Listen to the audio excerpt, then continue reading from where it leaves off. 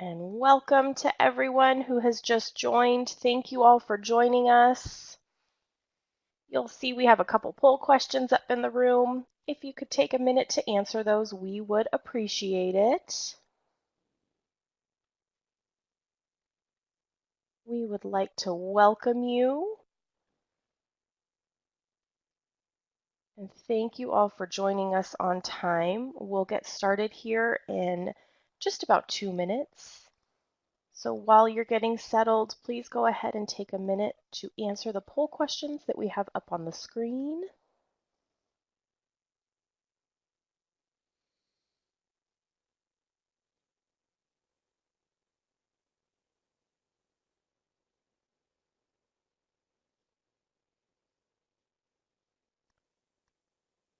And hello and welcome to those of you who have just joined. We will begin in just about a minute. We have a couple of polls up here on the screen. If you could take a moment to answer the questions, we would appreciate it. Thank you all for joining us.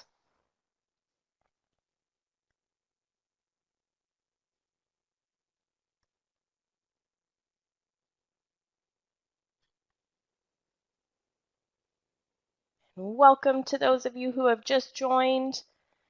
You will see that we have some poll questions up on the screen. If you could go ahead and answer those. Also, if you could put into the chat over in the bottom left-hand corner of your screen where you are currently at today or where your home base is.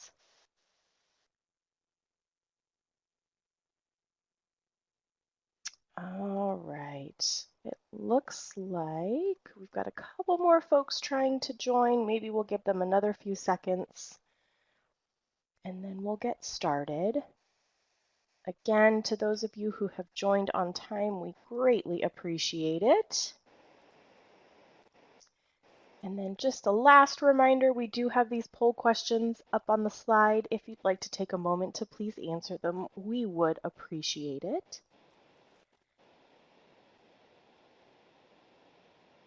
All right, Pam, it looks like we have had kind of a lull in entry. So I think this is a good time to pass it over to you. Good morning, everybody. Thank you so much for registering and attending our Learning Views webinar series sponsored by TrainingPros and Evoke Virtual. My name is Pam Porter. We hope that you walk away today with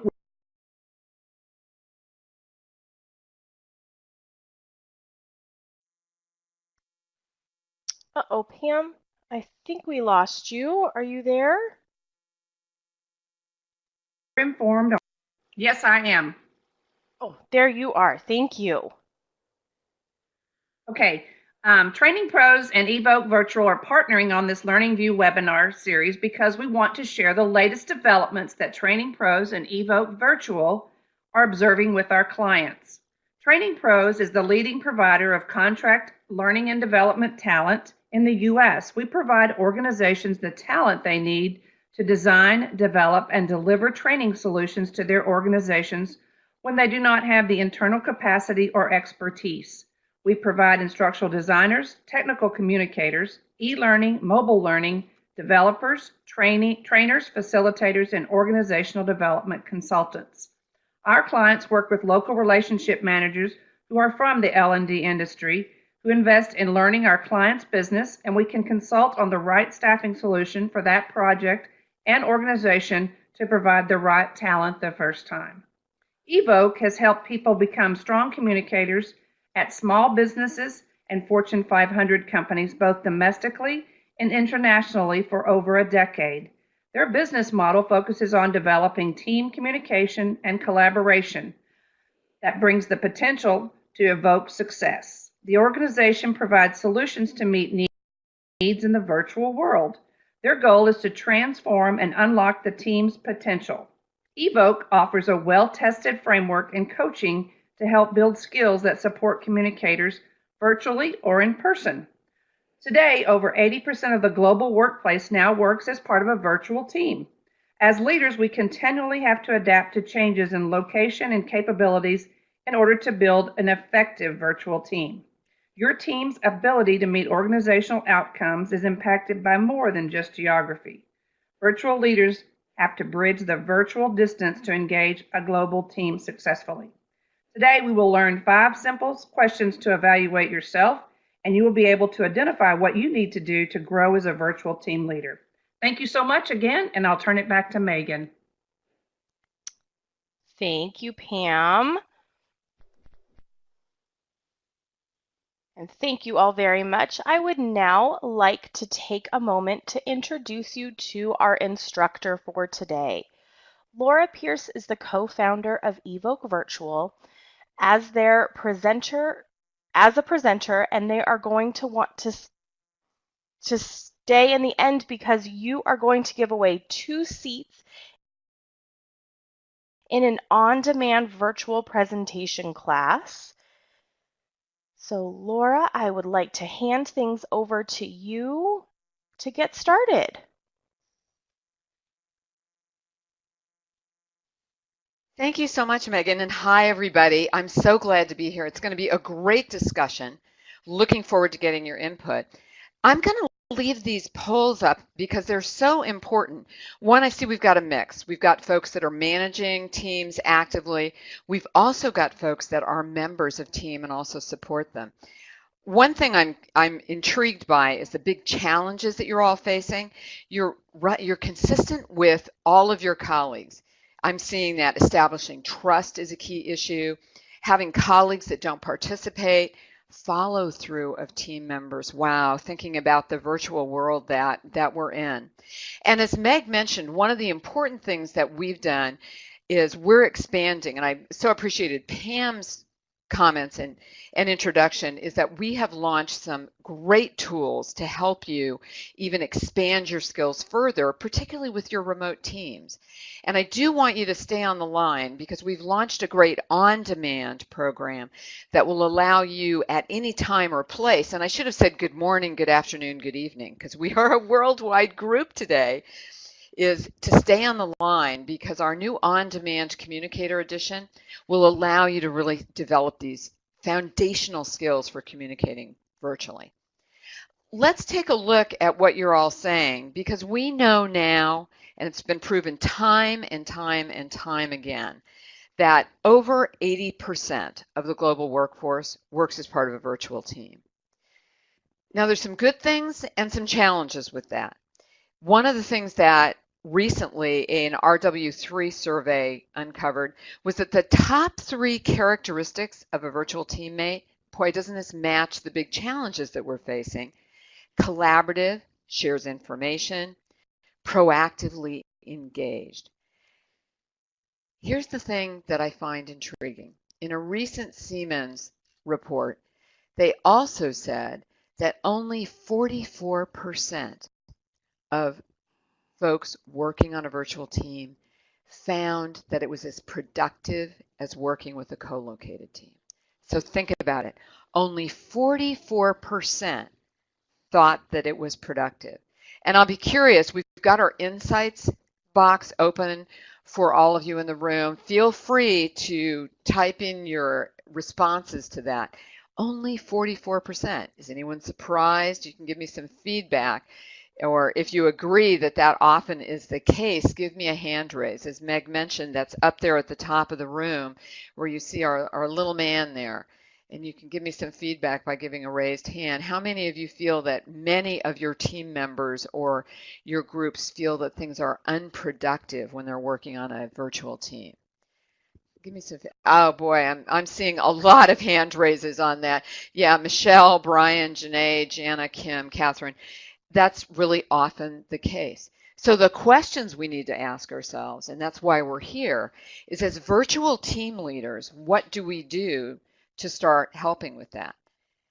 And Tracy, great point. Not everyone is used to working into a virtual team and not bought into it.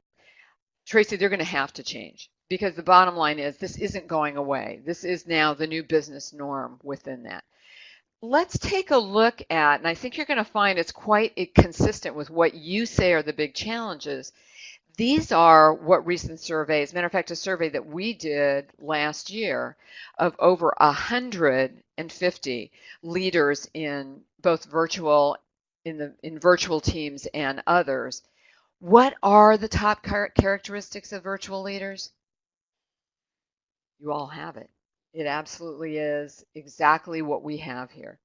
Is we need to build trust, clear expectations, facilitate our virtual meetings well, building consensus, listening well. I think that's important. And I think that is all of that is what really contributes to what we're going to talk about today. How do we as leaders, and by the way, if you're a member of a team, I think this is key because you're going to be able to find ways to support your team, is how do we contribute to our team's success? So let's take a look at what are those 5 questions that Pam was talking about earlier, those 5 questions that virtual team leaders need to ask. The first one, no surprise. We need to, just as you all said, we need to find a way to build trust. And one of the things that's a challenge is how do we build trust with folks that we may never see? Give me some feedback, everyone. If you have team members or teams you manage that you have not been in person with or may never be in person with, give me a hand raise. And I'm going to give myself a hand raise because that's true. Team members that you haven't been in person with. Yeah, I'm seeing quite a few of you have got that hand raised. And in some cases, those team members, you may not meet them in person because of distance or perhaps relational challenges with the organization. They may be a vendor, but they're key and pivotal to what you're doing in your team. The second thing is we've got to figure out how to establish that cooperative and collaborative environment. And you want to evaluate this. You're going to notice the focus here. What would your team say? Because our default is that we're going to evaluate ourselves and say we're doing the right thing, but we need to have a way to evaluate that through our team's eyes. And Jana, absolutely, listening to understand and not just respond is really key to this. Third, how accessible would your team say you are? I think that's a key thing. How accessible would your team say you are? We think we are, but it's not as easy as walking around the office and looking for an open door, right? That's the way we've been doing it in the past. The fourth one is how do you foster an open and sharing environment in your virtual meetings? How many of you feel like you're the only one talking in your virtual meetings with your virtual teams? Give me some feedback, hand raises. Oh boy, I'm seeing a lot. Brian, Catherine, Winnell, Madeline, all of you, yeah, Linda, lots of folks. You feel like you're the only one talking. And the challenge is we've got to get that sharing environment going. We've got to get that sharing environment. And fifth, and I don't think, none of these are least, is how would they describe the clarity of your communications? Can they clearly describe to their teams what the key roles are and what the key marching orders are? So all of these are critical, and we're going to dive in a little bit deeper on all of these. So let's do that right now, and let's take a look at our first key issue. How do you build trust on your virtual team? I'm going to ask a question of all of you, and let's get this feedback in our insights box. What are the things that you find help you build trust in your virtual teams? What are the things that you've seen either as a member of a team or as a manager of a team? What are the things that are important about building trust in your mind? Oh, good. I'm seeing some great feedback come in.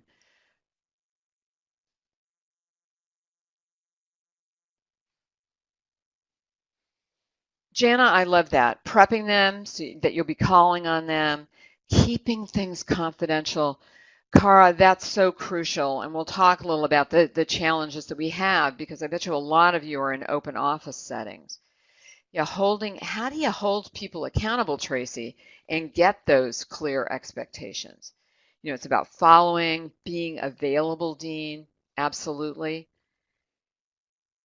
Catherine, that's interesting. Asking for highs and lows at the beginning of each staff meeting. I love that. And I think you'll resonate with some of the recommendations that we have for that.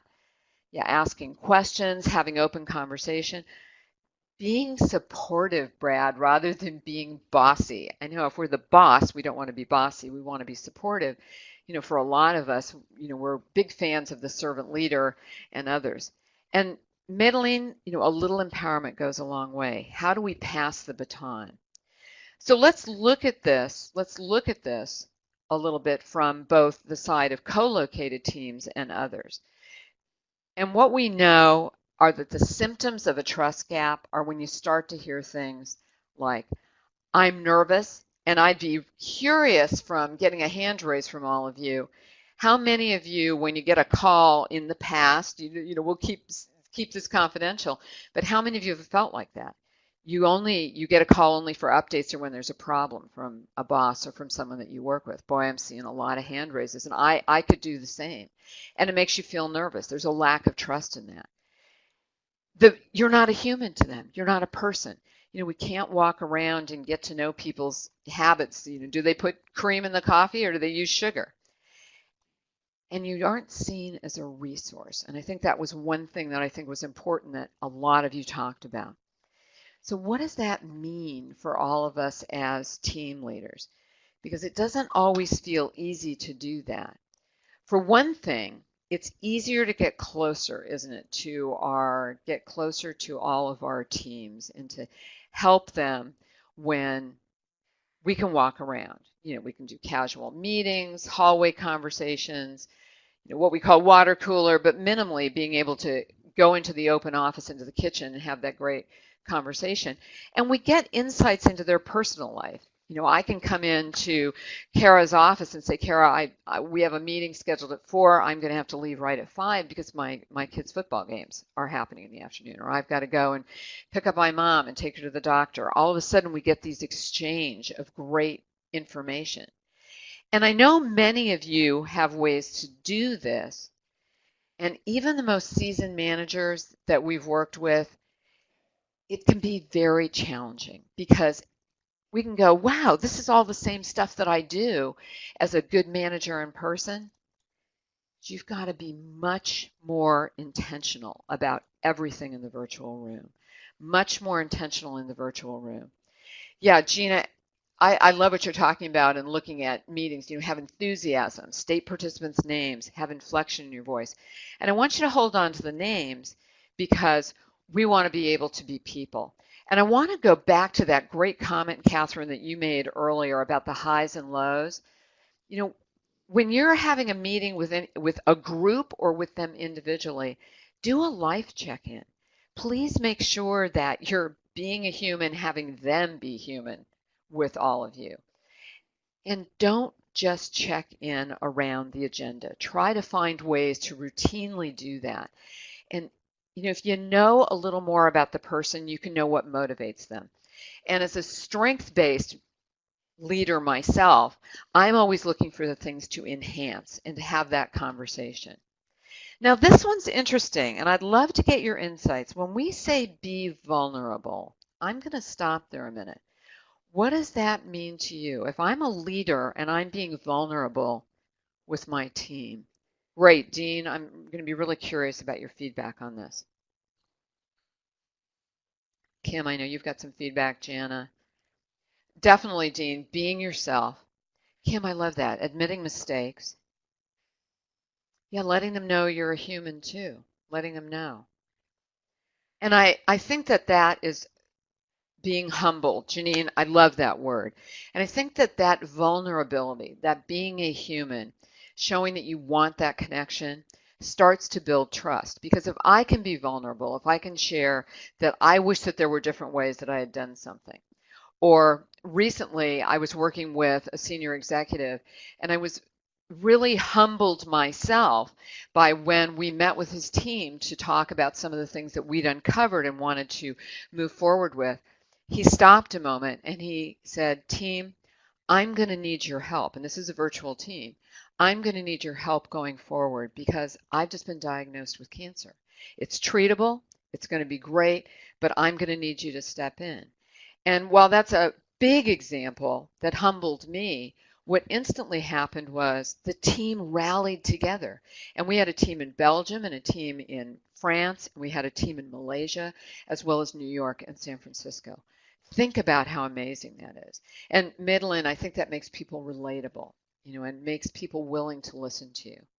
So I think that it's important to think about being vulnerable. And I love, Ian, what you say here about we don't want to appear vulnerable. We truly want to feel it. And that's a great, great point. And it's all about making more deposits. And I want to say both emotional, personal, and trust deposits in your team's emotional bank account than you're taking out. And that's key because then you can draw on that going forward.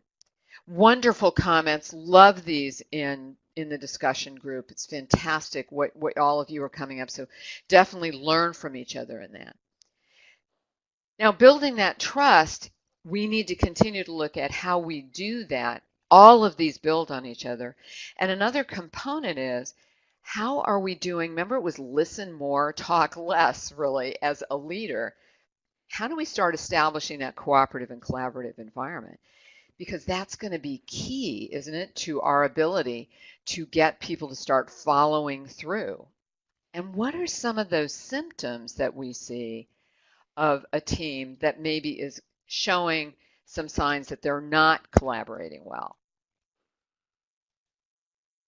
And again, curious what you all see here. Mike keeps sending reports. Can you talk to him? I'm not clear, after our meeting, who's responsible for this. I can't get anyone to assist. Can you talk to the team? What is this telling you? What is this telling you, everyone? Yeah, it could be, and Janine, I'm going to borrow from yours, but it could be a lack of respect for others on the team. Why are people telling you? Good, seeing some great feedback here, some super feedback coming in. Love the work that all of you are doing in the insights. Yeah, leadership is missing now. That's exactly it. That's exactly it. They're seeing you as the source of all things, not as the connectors. And we need to think about how we do that. And so we all know that just like our remote teams, we're plagued with the same challenges, right? Of, availability and all the problems that go on. So these symptoms, now let's make it a little tougher. Yeah, if you're in Santa Clara, London, Kuala Lumpur, now building those connections means, again, that intentional action, because we don't want to sound like a bunch of strangers working about it. Don't want to do that. So let's take a look at some of the things that will help you. Make sure everyone knows who's on the team. I think that's one key thing. And there's a lot of ways to do that. One way I know that teams work is to have some time outside of the meeting where everyone can share, what they do, who they are, where they're located, what their hobbies are. Do they have kids? What's the most important thing? What matters to them in life? But key to your team support is to find out who's an expert on things. When can you call them for help? And what's the best time to reach them in their region? Because we're not going to talk a lot about a super important area, which is cultural diversity and cultural understanding. For instance, I was at a client, and I loved this week, is there were several people that stopped in the hall and were wishing people happy Diwali, because many of our colleagues and our friends in India are celebrating that wonderful festival. And noting those things can create that connection. And Ian, what we don't want to do is exactly what you said. We don't want to have to resolve all the issues. We want to empower the team so that they will start to work together independently. And that's the key. They see those connections. So it's important. There's loads of fantastic resources, by the way, to help with cultural challenges.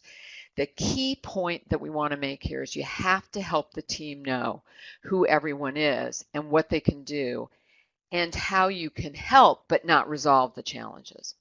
And we'll link that to some further actions when we get to it, some of the additional answers to the questions. Perfect.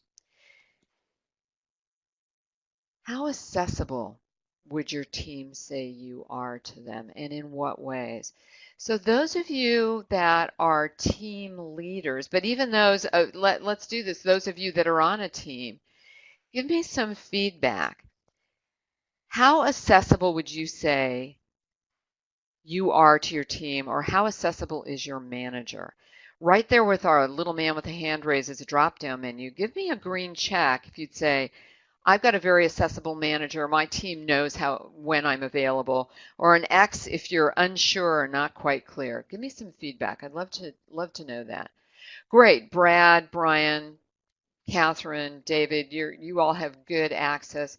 Winnell, you're not sure. You're not sure on that. And I think Janine agrees with you on that we're not sure what the availability is of everyone. And I think that's crucial. And accessible is the same as accessible or available. Yes, absolutely. And I think that's, Ian, I don't think it's a language issue. It could probably be a spelling issue because we don't have a Z or an S in this, do we? That was a wonderful catch, but that was beautiful. But I think that we can see here how important it is to know that we need to understand what are the symptoms that we're not available. Is the obvious ones, correct? Not being able to not responding to email, and we've all had that situation, and not answering when you need a critical answer for a situation, what we call a 911 call or an emergency call in the US. And here's the other issue, and I think a couple of you brought this up in terms of challenges with time frame. The only time I can meet with you is 2 a.m. my time. Well, all of a sudden, that now go back to our very first point, that starts to erode trust. So we need to figure out a way to start bringing people together. And that means figuring out what we're going to offer to them and how we're going to envision them. And the first thing is, I want you to start envisioning your team as co-located. And I can't say it enough. It's about intentionality of communicating. So envision your team as a co-located team. Know when you can send an IM, know who likes an IM or a chat. Figure out who that person is. Is it these two folks? We've got Bill and Jerry and Ian who love to just get a quick chat. Others that would be willing to jump on. We might have Jill and Joanna who love to climb onto a WebEx, a GoToMeeting, an Adobe Room, and be able to exchange information and see each other. Connect with teammates regularly, as well as your direct reports and their direct reports if appropriate, through your IM systems, email, video platform, and the phone. I love getting people to talk on the phone. And I know it can be really difficult to do that, but that can be a way to be human. And I'm going to come back to that. Ask yourself the question, is your virtual door open? So I'm going to ask all of you a question. When I say, is your virtual door open, what would that mean for you in your environment? If you were leaving your virtual door open, what would that mean? Just going to give you a minute to think about that. What would it mean to have your virtual door open?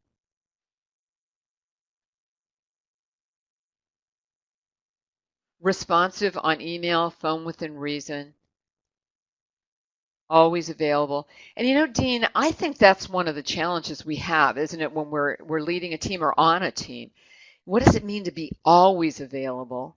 Available at least by chat, Nell says, and be able to react when needed. And Madeline, you say chat, email availability, accessible and responsible.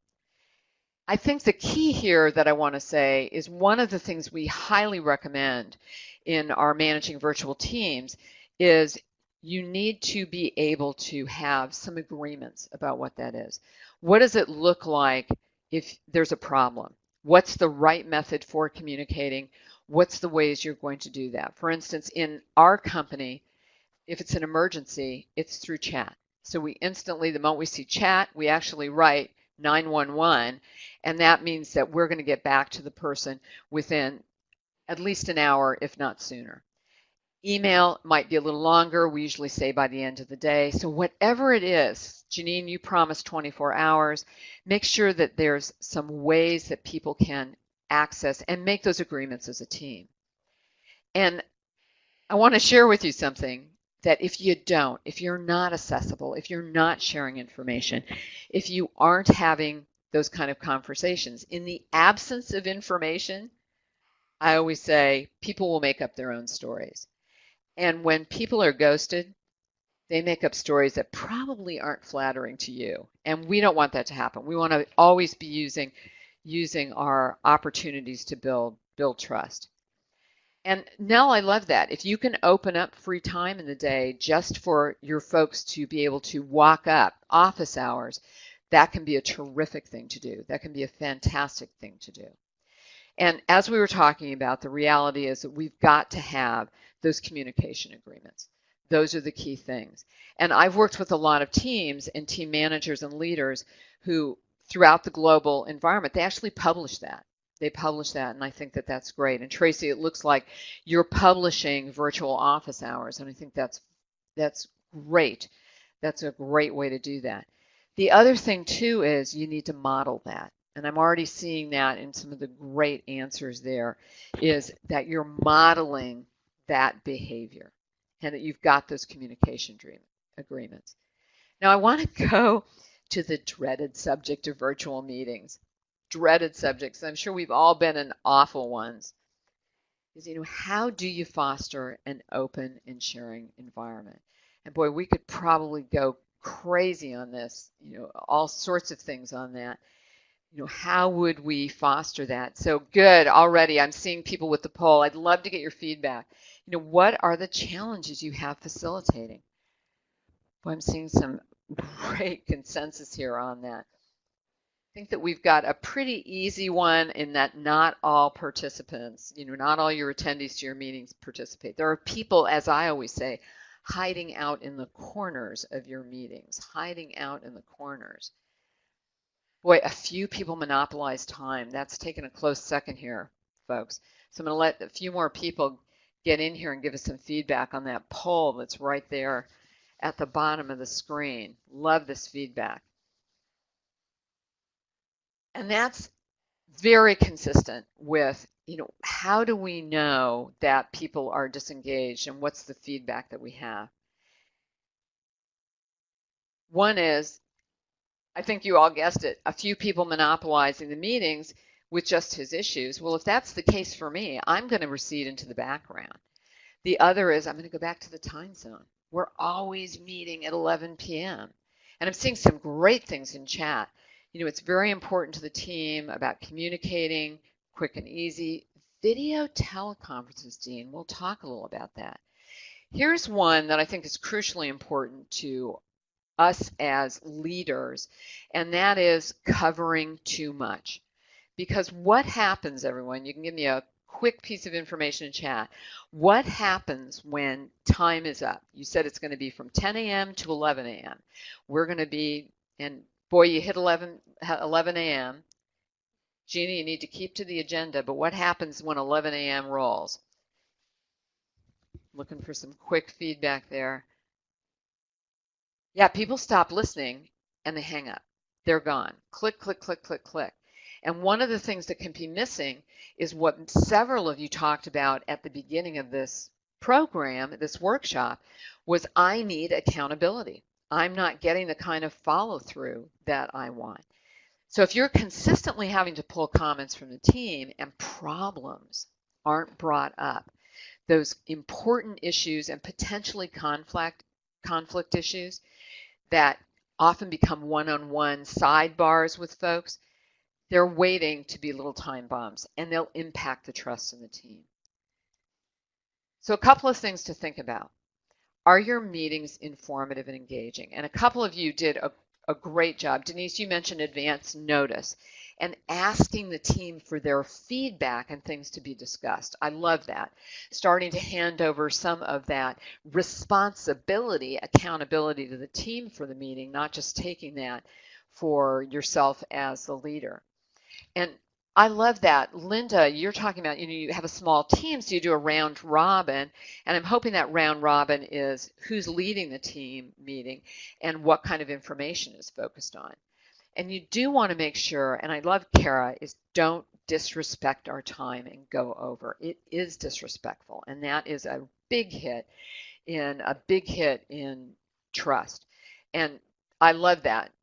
Dean, you're doing the same thing that we were talking about earlier, is Linda was talking about, is being able to do that rotating responsibility. Here's the key, and we'll talk a little about the challenges with that, of course, is ask more, tell less.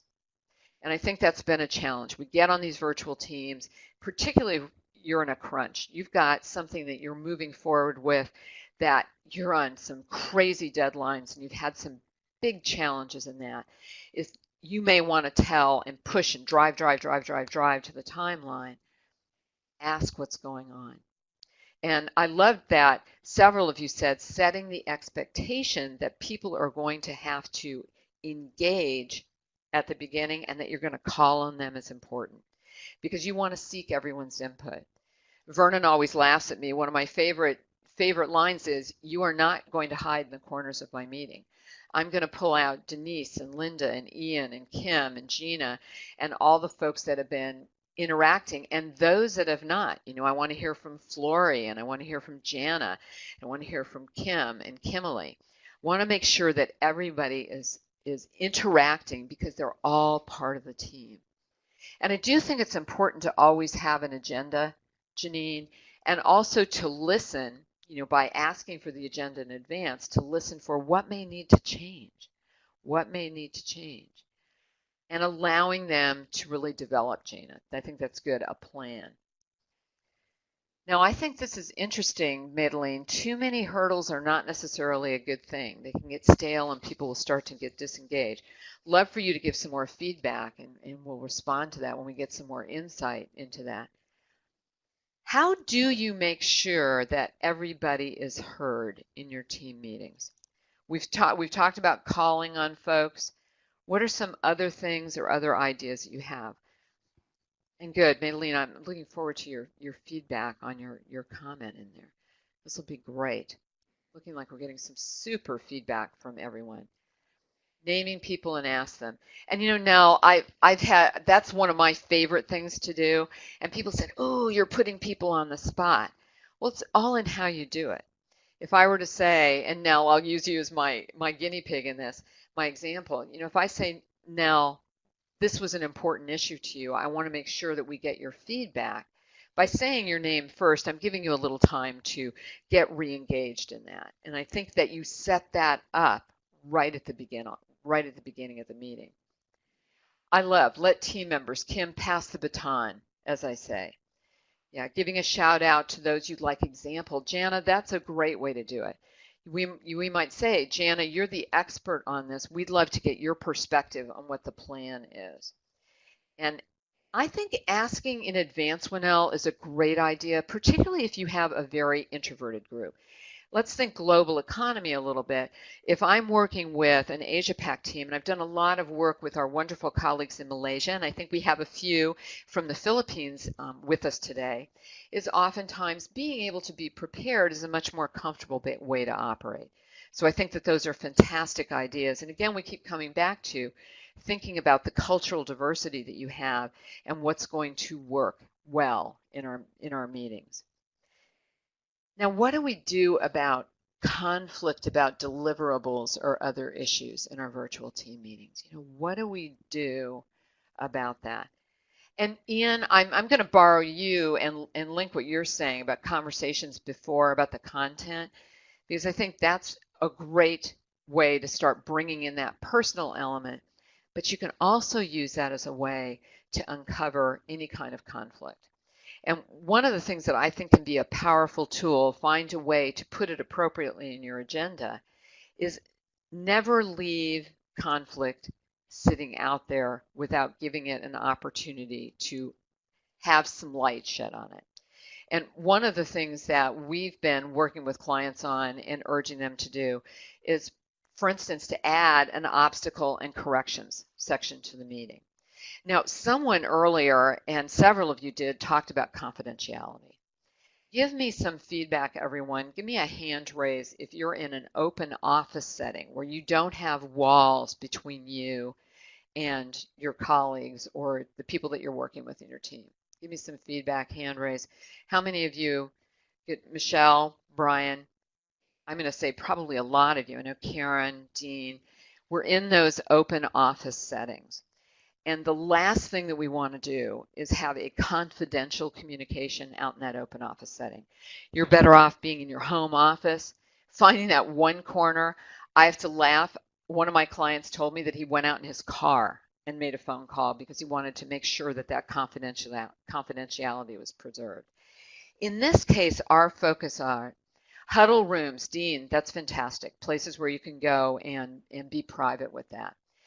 In this case, what you can do is, what you're hoping to do as a leader is to be proactive. Proactively shed light on the issues and start to make connections between people in the room. Because your goal by making those connections in the room is to start getting people to be accountable and to know who they have to connect with. In this case, this example is shedding light on what's going on in a project, but it could also be a way to make connections for a problem-solving group. Tracy, I think it could be a plus delta. I'm a huge fan of plus delta. A lot of people may know that and others, but plus, what's going really well? What's a change? What's a change? It could be a positive, it could be a negative, but a change that we need to address. And I love doing it at the end of the meeting. I want to make sure that you give time for people to discuss it and give some air to it and their opinion. It's not a problem-solving section of the agenda, but it's a place where we can say, wow, we want to make sure that Jana, Tracy, Dean, Nell, and Laura get together and put their heads together outside of the meeting time. And we'd love to hear what you come up with. You can either send that to us in the interim or at the next team meeting. We're going to solely let you be in charge of the agenda. So Tracy, I hope that, I think we're on the same, absolutely on the same page. And I think it's mostly those accountabilities. Great. So I think thinking about how you do those meetings, and I think great ideas that all of you had, is making sure that you're collaborative in the agenda. Passing that baton around and letting other people lead, finding ways to proactively air the challenges that may occur, and finding ways to connect people on accountabilities. And those are the ways to coach, and I think that's an important role that all of us are trying to take, is to be able to coach our teams to success. Last issue that I know we want to deal with is how clear would your direct reports and teams describe your communications? How concise and clear are you? Because when you're communicating things like responsibilities, team mission, purpose, you want to make sure that your managers and your leaders virtually can also communicate those. So visualize, how do we don't want to get in the game of telephone, which is that game where as you pass the message through a group of people, it changes and alters dramatically. Or remember I said, if I don't know, I may start making things up. We want to make sure that we avoid these and we listen for these symptoms. You say so much, you're not concise. There's so much information you're telling. We don't know what's important. Get lost without a context. And we move too quickly through things and we don't bring people along. And I always say, and I know Vernon agrees, you sometimes need to go slow to go fast. Because if you're losing your team, that's going to be more cycles to decision making. So be thinking about that and really emphasize the message that you want everyone in your team to hear. Looks like we've got some great insights also coming in. First is, make it simple, make it concise. I think one of the things that we do, I was working with a senior leader a couple of weeks ago, and one of the big complaints that he was getting from his team was, number one, your agenda is so packed with information, we can't really take it in and contribute. And then also, you say so much, we aren't sure what our marching orders are. So you need to be as simple and concise as you can. And in virtual, we have one shot. You can't take the risk of not communicating, because I can't come in and knock on Tracy's door and go, Tracy, I wasn't quite sure what our marching orders were, and time zones, other demands may make it difficult for me to make a phone call. So make your messages simple. Too much information is going to confuse, and be more deliberate, concise, and timely. And now, good feedback. So ensure at the end of the meeting you summarize decision and action plans. Boy, don't we know it. You don't want anyone walking out of that meeting not knowing who's accountable and what's going to be the key deliverables. The last key point in this area, I personally, and I know for us at Evoke, this is probably, for me, the most important thing. It knits everything together. We've got to be a human being in all interactions. Sounds like a crazy thing to say, but in virtual, and I wish that I could say, Ian and others, that having your webcam on is going to do it. That can sometimes be a technical hurdle, a challenge for teams to be able to go through, and it shouldn't be a barrier to being human and creating this small room and this unique feeling of connection and intimacy. One is individuals. You're going to have folks that are on a team in another area that are all together working. Don't treat it as the Belgian team or the Paris team. Each of those folks is individual, and really take some time to understand the person's strength and what you need to do to connect that to them across that virtual distance. Ask before telling. Be authentic. A lot of you said that. I think, Ian, you said that, and others. And invest in the team's emotional bank account. Find out. That's why I love the conflict and corrections. Spending that independent time outside to find out what the challenges are within that. So some key things about be a person first, because the team needs to know you've got their best interest at heart. We've been talking about how important it is for you to start listening. Boy, we really did talk about how important the key is to listen. We have to be even more diligent and intentional in our management and communications with our virtual teams. Not only will you gain new colleagues around the globe, which I love, access to brilliant resources you might not have had locally, but your business absolutely depends on it. So thank you for your attention.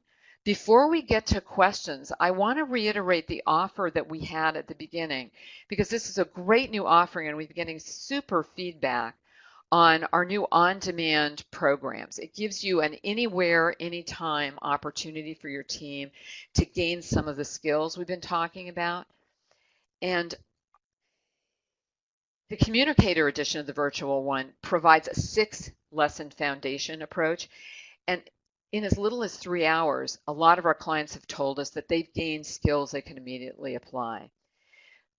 So as I transition to Q&A, I want to let you know, and I know that Megan is going to be putting into chat a link to a survey that will allow you to, a very quick survey that we want on virtual teams, expand some of our understanding, and we share that in these webinars with all of you. And we're going to be selecting, because we think it's so important, 3 respondents to be able to get complimentary no-cost seats in our on-demand workshop. So keep that in mind, but right now what I'd like to do is find out what questions you have. And I see that we've got some questions down at the bottom, so I'm going to check on that. And Michelle asked if there's going to be a recording of today's webinar. There is going to be a recording made available, and Pam, I know you'll be making that available to the group, and we will also. But other questions that you may have about the content, things you wanted to expand on or hear more about. Well, now it looks like you've got a question there. Love to see that. You can put that in the question pane or go ahead and put that into chat or insights. I answer all questions from all locations. We're also going to have available to you a follow-on piece that we have on managing virtual teams. We have several white papers and others that may be of interest to you. So looking to see if there's anything else. Janine, you ask any idea on how to handle the always negative person. Oh my gosh, don't we have sometimes what I call the Eeyore, the person that's kind of the sad sack, or the bucket of cold water, the one that throws the bucket of cold water. One thing is, and you all talked about it, not letting any one person dominate the meeting. And I think there's some things that to do beforehand, having discussions and finding out what's the key problems. When that person walks in the room, making sure that you set the behavioral code right at the beginning. Everyone, we've got some crucial timelines, and I'm going to be asking for everyone's feedback. I want you to please know that I'm not trying to cut you off, but in the interest of everyone's time, I may be asking you to reduce the amount of comment to get someone else to enter. I call that permission to proceed, Janine, and for all of you, because that says this is our rules. You've given me permission to be able to ask you to allow me to move the discussion on. And the third thing is acknowledge them. Oftentimes people are extremely negative because they don't feel that they're heard. We may be tired of hearing about their concerns and their negativity. Acknowledge it, but quickly pull that back to the rest of the team. Make sure you're linking it or it is linkable to a deliverable. And I have found that you have to, while those are great skills, of course, to have in an in-person meeting, they are absolutely a must-do, crucial in the virtual meeting. Super. Let me see. Other questions here. Let me see. Ian, you had a comment. Many of the traits of great virtual leaders are the same as great leaders generally. Yes, that is absolutely true. And that's one of the things that we really highlight in this. I think, let me see if I can get your, and I guess the question is, how is it different in the virtual world? Let me just double check that that's true, Ian. Waiting to just make sure we get clear. Yeah, absolutely. It's not different. Good leaders are good leaders. The challenge is that when I can't see you, when I don't have line of sight, when I don't have day-to-day operational business engagements with folks, it's easy to let virtual distance, that lack of connection, start to build. And that's why you noticed at the beginning, we emphasized several times, and I emphasize, it's that intentionality. You're going to have to get bigger, stronger, more deliberate about doing things. You can't just assume that people who don't understand, let's say, the deliverables or the accountability or having a challenge with Joe in another location are going to make those connections. You have to be deliberate about making those connections and be a lot more proactive. The one thing everyone, and Ian, thank you for bringing this up, I find is that the planning and preparation piece for discussions, for meetings, for reaching out becomes much bigger. The good news is that you have a much higher level of clarity. What I love about virtual team meetings is that if you leave chat open, it's the opportunity for everybody to participate all the time. So you actually can get more feedback. So I think you have to just think more intentionally, Ian and team, about what you're doing and do it deliberately. So for instance, not hoping that everyone has given their feedback. You've got to deliberately make sure everybody in the meeting gets touched and asked. And it puts a lot of pressure on us as leaders, but the payoff is great. And Jana, that's a good point, is defining what's in it for them. Ian, does that give you a sort of a relative measure of what you need to do as opposed to doing things completely differently? Oh, absolutely. I love, Ian, what you said is that the absence of good leadership is much more negative in a virtual environment than otherwise. Absolutely. Let's think of this, everyone. If I've got, and I'm curious about this, I bet you a lot of you are in what I call multi-location meetings. You're sitting, I may be sitting in San Francisco with a team of 5. I've got a group in Paris that's a team of 4, and I may have a group in Beijing, or let's say Bangalore that's a team of 5. I've got to treat all of those remote groups as if they're in the same room. So it takes that intentionality. Super questions. Let's see. We think we've got time, Megan, for about one more. We had negative folks. We've got the traits team. And we've got one here is having weekly team meetings. And Madeline, I think this is an interesting question. Do you routinely every single week have a team meeting? Is that something you do? So you've got virtual associates about 60-40 every single week. I'm gonna make a comment about that. Be careful of the absolute weekly meeting, because sometimes that weekly meeting comes in at an inopportune time. And it goes back to what Ian was saying. Wow, we have to be a lot more intentional. We have to take leadership. Find out what needs to be covered. For instance, it may not be good to have a team meeting. It may a full team meeting. It may be better to make sure that you're facilitating having other meetings. Maybe they're deliverable meetings, work group meetings. Be careful about that, particularly when we're looking at our global teams with all of these different time zones. We want to be cognizant, is that going to be time well spent? Jana, your comment, what's in it for them and how good that is? Great discussion, super questions. We may not have gotten to all of your questions, but please do send those in.